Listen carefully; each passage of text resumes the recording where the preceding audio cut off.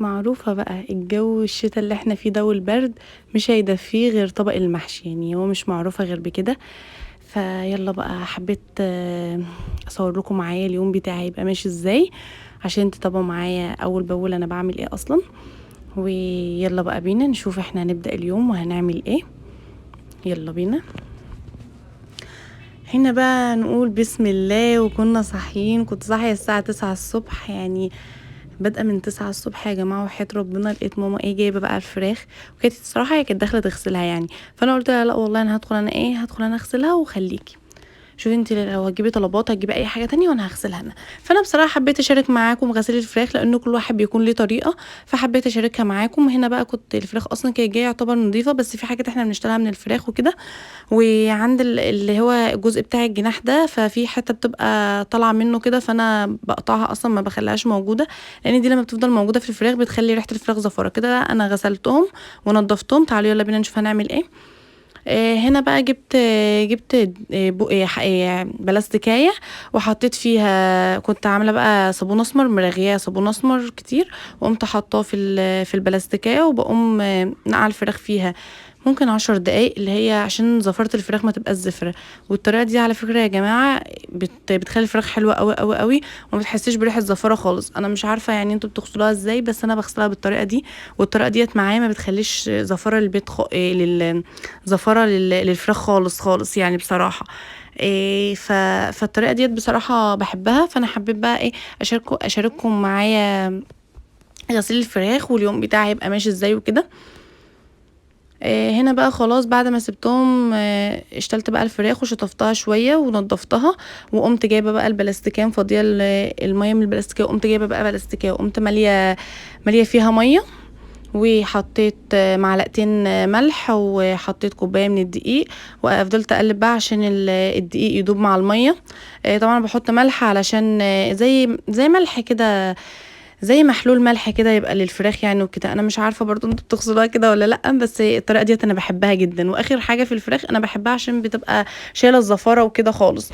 حتى في ناس تقريبا بيحطوا لها خل، انا ما بحبش احط خل خالص لان الخل بيهري الفراخ، فانا ما بحبش احط اي حاجه فيها خل خالص.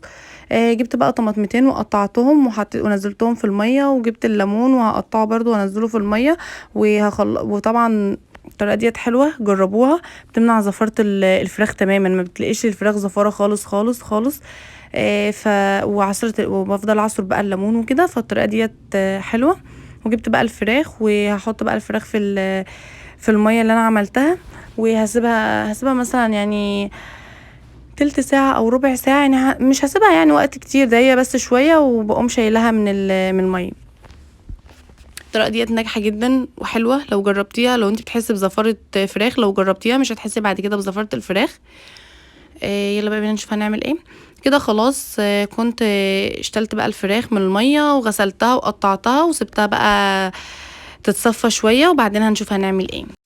يلا بقى بينا. كان عندي ورق كرنب في الفريزر، طلعته وجبت بوله وشغلت عليه الميه، وهحطه في الميه لحد ما يفك معايا، على ما اخلص حبه حاجات ورايا على ما يفك. وان شاء الله انزل لكم فيديو بطريقه سلق الكرنب.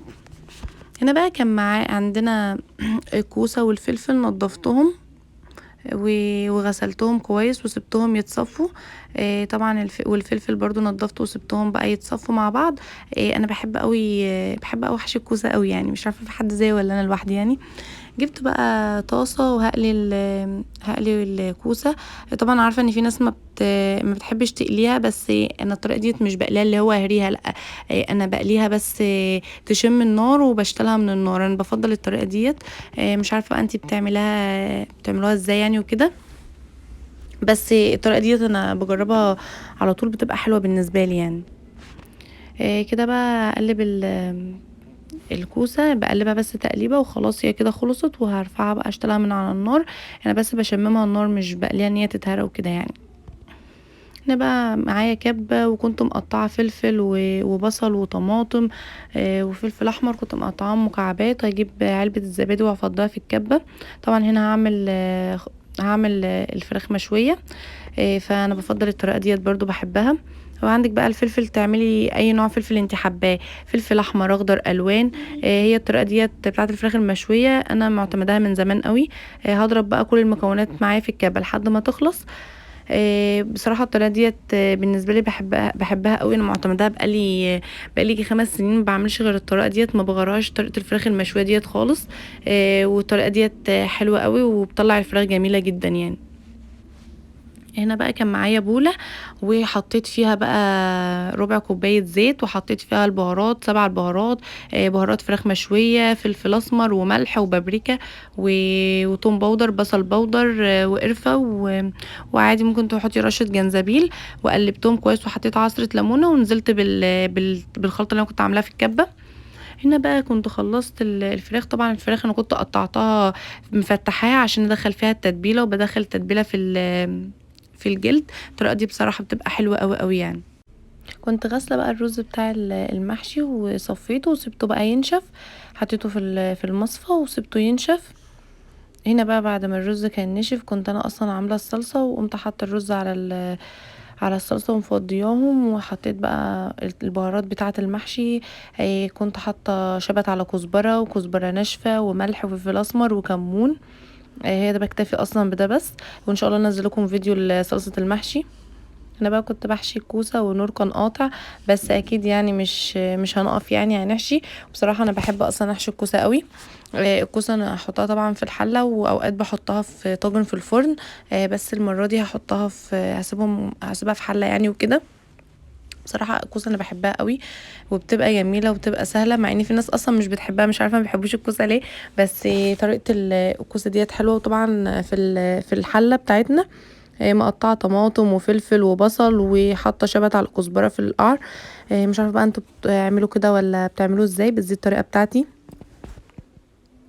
هنا بقى النور كان قاطع، وطبعا كان المحشي بقى ماما قعدت تحشي الكرنب وكده. انا خلصت الكوسه وقاعده الف معاها في الكرنب اللي النور قطع بقى.